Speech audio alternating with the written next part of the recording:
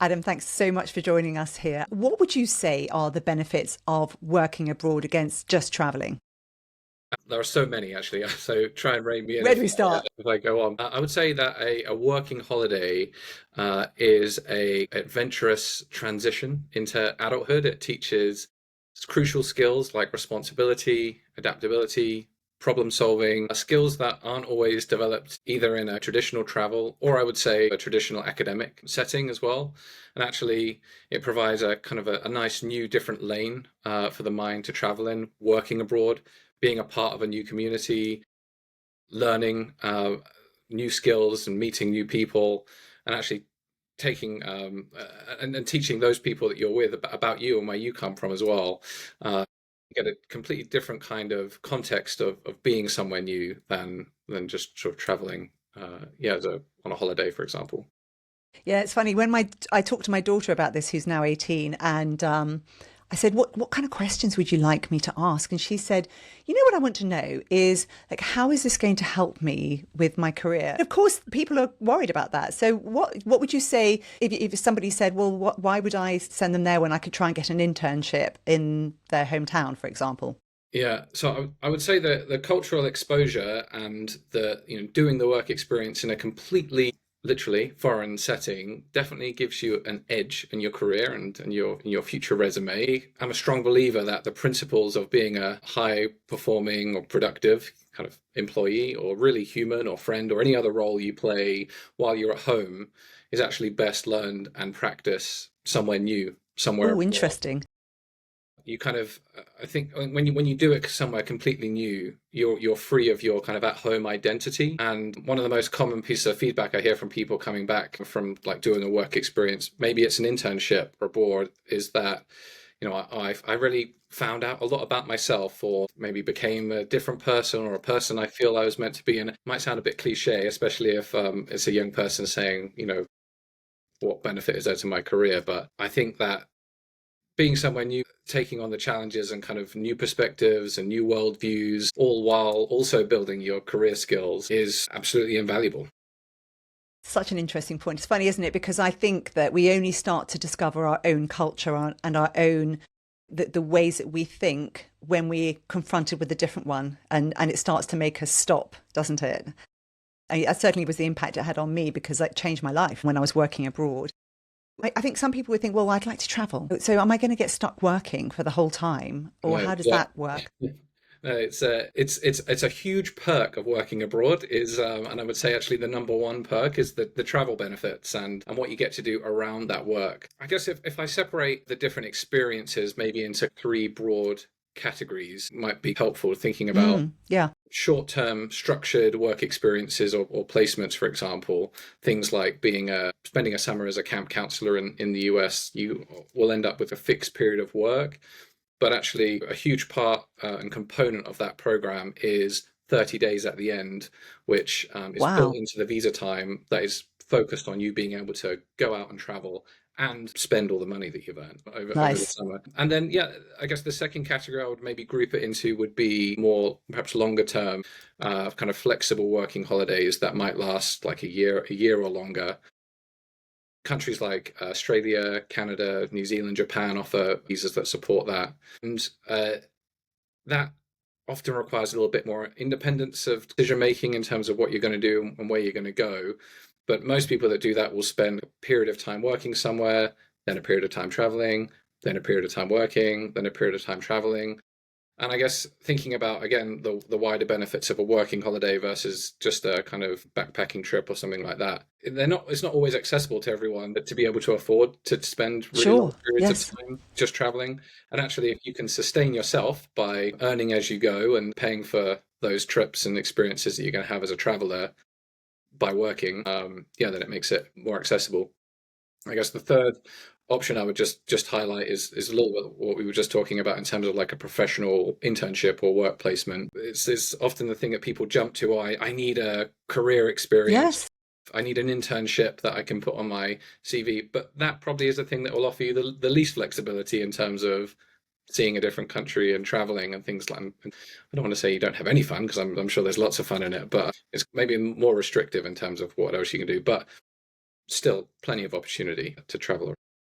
It's interesting what you said about traveling because I've done both. I've done working and I've done traveling. And I have to say that the traveling was enjoyable, but after a while it got not samey, but you're not really scratching beneath the surface of the people in the country because you're not actually interacting with them in the way that you might if you're working with them. So I felt that that was quite a big bonus of actually working abroad. You started out in summer camps, didn't you? What was that like? Yeah, absolutely. Yeah, it was. Feels like maybe it was a different life now, but Yeah, yeah, I actually got my start as a customer of JENZA of our sibling company, BUNET, going amazing. out to work as a camp counselor. As an 18-year-old, fresh out of high school, was my first summer, and it provided perhaps some guardrails to the experience. It is very structured. You get a prearranged job placement. You know exactly where you're going. You have a plan laid out for you in your entire kind of trip and travel. You go to a place and you're going to be there for 8 or 9 weeks, for example. And then you get that travel time afterwards. So you've spent 8 or 9 weeks kind of getting used to this notion of being somewhere new. And a little bit like you said there as well, actually becoming more than just a tourist, understanding and dealing with people in a way where they treat you not as just a visitor, as a member of their community, and actually having that experience and then going into traveling in that country and then going off into experiencing perhaps new different places. It gives you kind of a bit of a superpower, I think, in terms of Mm, a traveler in that country. yeah, that makes a lot of sense. When you actually went to America, I'm interested because, we're English and on the surface of it, you think, well, why would I go to America? Because it's kind of the same. Right. I can assure you it's not. I Right. mean, of course, there are some cultural synergies. You know, there's a huge benefit in the language. Although I have plenty of people that will argue that the American English and English has plenty of differences. Oh, yes. But I would actually say that's a bit of a benefit. There are so many differences, but you get to approach them in a way that doesn't feel completely jarring. We speak a lot about culture shock, and actually, when you go and work at a summer camp in the US, I'd say there's two levels of culture shock. There's the culture shock of being in a different country, and yeah, kind of the different worldviews, perspectives that you hear. But actually, summer camp is also one of the most high energy kind of wonderful places in the world. Everyone there is has one mission, that's to positively impact the lives of children. And Wow. so you get everyone with kind of that mindset, and you get yeah, I guess as a Brit going into it, it's a lot of energy. You know, maybe we can be known for being a little bit reserved, but that's certainly not the case when you get to summer camp. You kind of embrace that full high octane energy of running around, dancing on the tables, keeping kids. That's great. I think my younger daughter is already teed up to go out there. She's very, very excited by the concept. She's a little bit young still because yeah, I think it's 18, isn't it? 18 plus that Yes. you Yeah, cater yeah. So for. it's independent travel. So yeah, 18 plus, and that's actually also driven by a lot of the visa requirements from kind of working Interesting. holidays. But it's great to start thinking about this kind of stuff as a younger person, I would say. Yes, And there's actually a lot you can do to prepare for an experience like that. As you know, you're approaching the end of your teenage years, for example. You know, if working at a summer camp is sort of something that might excite you, actually, what experiences can you build now that will put you in a great position to be applying for a job at a summer camp? It's working with children. Actually, we often joke that apart from being a parent, there is no other job that has as many contact hours with children, because yeah. as a camp counselor, or thrust with the responsibility of, say, a cabin full of children, um, and they're yours for 24 hours a day, more or Wow. less. Wow. Usually get a day off in the week, but it's full on. And actually, I'd say that's as well one of the powers of that experience. And talking about like the professional benefits, I wouldn't say there's any higher responsibility than being charged with the life of other people's children.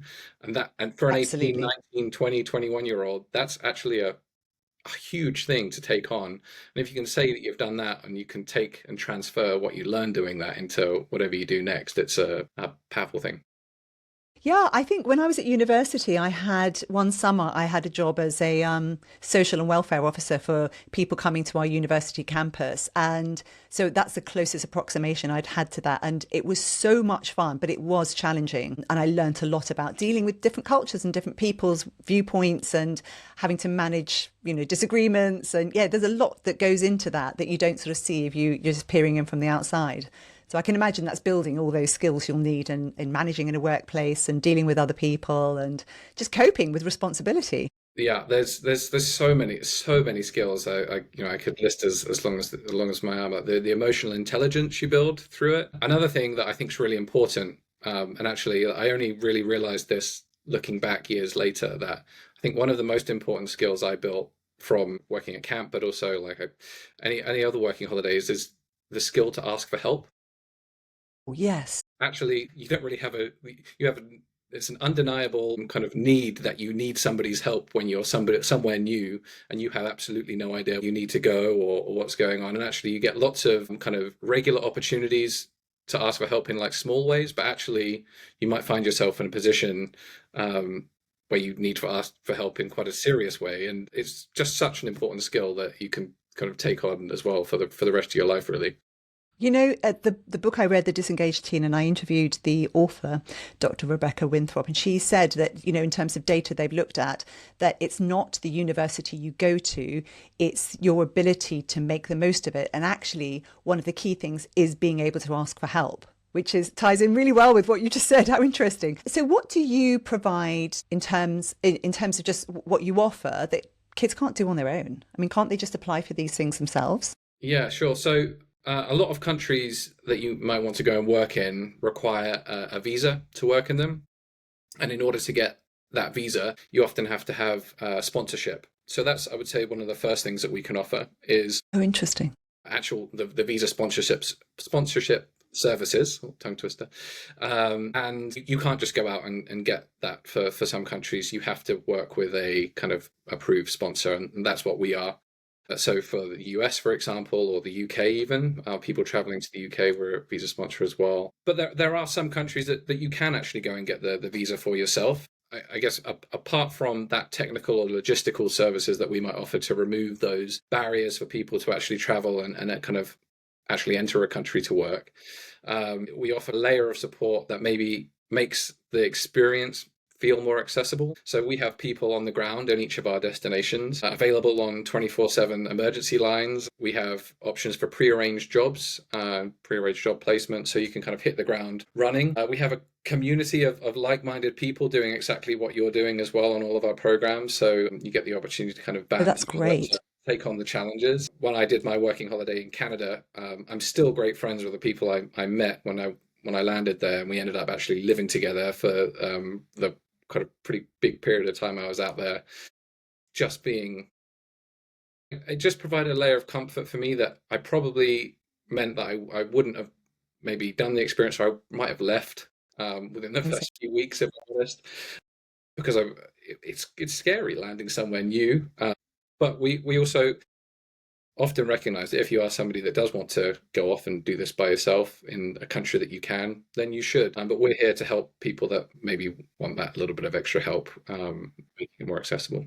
Yeah, and that is very daunting. And I think a lot of the kids who've gone through COVID, it's a much bigger thing for them than it might have been for us when we were well, I'm much older than you, but when we were growing up, it was a different landscape, worldscape. In terms of the kind of things you offer, now you've done quite a few camps yourself. I think you've said you've been to Canada, and you also offer things like Japan, Australia. What are these all similar? Are these all camps, or are they offering different types of experiences? So it's different types of experiences. Summer camps are really in the USA, for example. We also do kind of seasonal, mostly hospitality type work in the USA. But for Australia and New Zealand, those are longer form programs. They're often kind of more, I would say kind of casual work. I mentioned sort of people often go out, they work for a bit, then they travel for a bit, then they work for a bit, and they travel for a bit. Often So kind of how does that work in terms of the actually getting the work? Do you've got a job board or something where they yeah, can? yeah. So in both countries, we have kind of constantly updated job boards, and also we provide some kind of like coaching as well. So we have people that you can kind of go in and see in person, or have like phone calls or things with, and preparing to kind of for the nuances of finding work in that country versus any other. So things like making sure your CV or resume is tailored correctly, and yeah, pointing you in the direction maybe to the things that are going to fit your experience or kind of wants and needs to work there. I'll mention Canada. It can be similar in terms of kind of quite a flexible open working arrangement, but we do pre-placements in ski resorts. So all the different types of jobs that you can imagine at a ski resort, we kind of can help people actually get that job before they travel, whether that's either through like an online interview, or we actually have an in-person hiring fair as well, where we fly the Canadian employees over to hire people. And that can be indoor or outdoor. So there's some absolutely massive resorts in Canada, but there are also some really niche, cool, small resorts as well. And that can be for a summer period or a winter period. Obviously, Oh, most right. ski resorts, they turn into kind of mountain bike resorts and things like that Yes. during the. And Oh, then I wouldn't have thought about the summer. Yeah. Okay. yeah, it's actually probably more popular in the summer even than in the winter in a lot of cases in Canada. But to speak to kind of I guess the only, or sort of the non-English speaking one that maybe the feels maybe the most challenging is Japan. That's where my older daughter wants to go. It is so yeah, they have a working holiday arrangement as well in Japan that allows people to go there for up to 12 months. Again, we have people on the ground to kind of help navigate the probably the biggest culture shock of the destinations that we work with, and kind of ease you into that world of work. One of the most common questions is, "Oh my gosh, do I need to speak Japanese? Do I need to learn Japanese?" No, there's plenty of work you can get that maybe won't involve so much like customer facing work, for example. But actually, one of the most popular things that people do when they go to Japan is work in like an English language cafe, and you are essentially paid to speak English to people and Amazing. Amazing. yeah, coach people in their English skills. So it's more accessible than maybe it seems on the tin. Yeah. And for you personally, what's the most interesting cultural or most challenging cultural experience you've had? Because you've worked for the organization for eons now, haven't you? Yes, yeah, I'm approaching 10 years with JENZA, the JENZA group, and yeah, it's I would probably say in terms of my personal interactions, and I've kind of worked with the different people we have all around the world. Japan probably is the one that kind of stands out as kind of the most culturally different, and the kind of the one that's made me stop and kind of question a little bit. Am I doing things right? In terms of personal experience, I guess I would go back to my very first day I mentioned already at summer camp in the USA as my biggest personal culture shock of, oh wow, this is really like the movies. Am I inside the Parent Trap right now? Amazing. Wow. And if I'm a parent considering this for my teen, because as you said, it's good to start thinking about it before it's upon us. I mean, interestingly, this winter holiday, I kept talking to different people, and a number of people will find that they said to me, "Oh, gap year is a complete waste of time," all this stuff, and then they find their child has to take one for some reason, and they suddenly start saying to me, "Oh, it's been amazing." But let's say you are planning ahead rather than it being a sudden need to fill a gap. What would you say parents need to look for in terms of knowing that their child's going to be suitable for something like this? Because I'm sure a lot of parents would be concerned about that. Yeah. Well, firstly, I would just say for anyone that says a gap year is a waste of time or anything I like that, know. it's we do I hear it every so often, and I always try and pivot that to say it's an investment. It's actually an investment in a whole other stream of learning. So Mm, don't I encourage absolutely everyone to think of a gap year as an investment rather than a yes. break Yes. from any learning. It's just a movement to a different stream of learning different skills, and arguably just as important skills that would take Couldn't agree more.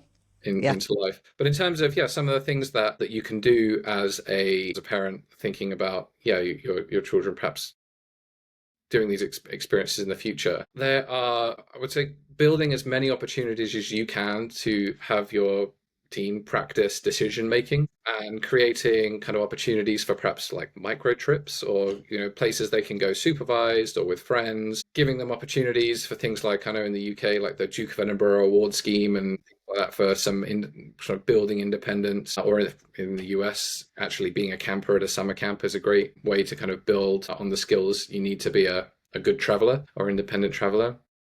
And then other things to kind of just think of, I guess, as a parent as well. And perhaps one of the most valuable things about a working holiday for a young person is also the ownership over the entire experience, whether it's from choosing the destination and what they do to filling out the visa paperwork or navigating finances. The journey on a working holiday starts long before they. Interesting.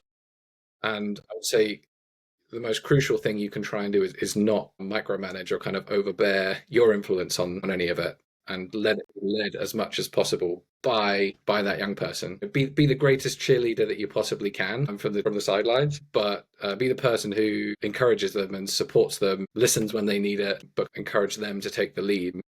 So just put the information in front of them and say, is this something that interests you? Delve Exactly. into it and sort of guide them a little bit, but let them get on with.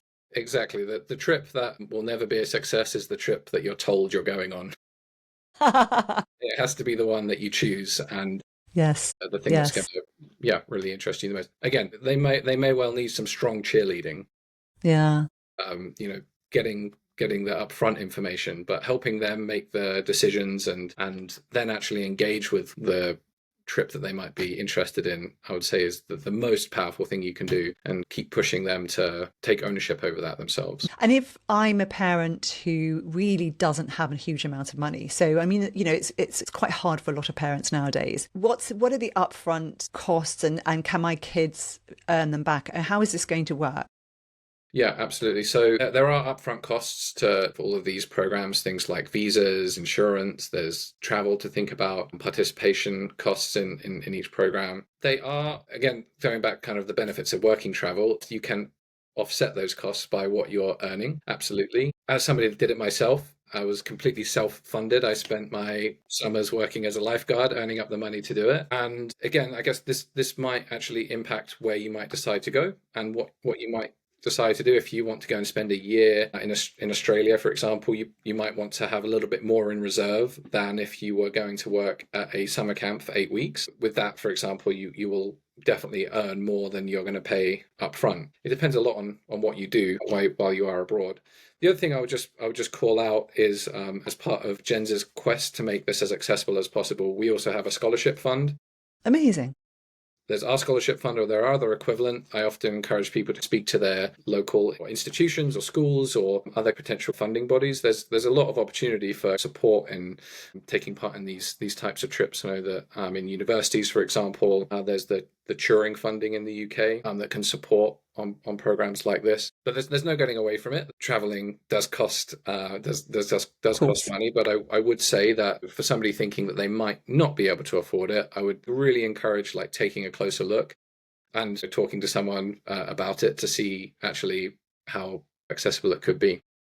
So they could start planning, like doing summer jobs and things, so that they're building a fund over time to actually be able to do this eventually. So that's why planning ahead can be really useful. Also, I'm interested because we have a lot of, well, we've got listeners in 176 countries, I think. Are all of them going to be suitable? What kind of passports do they need?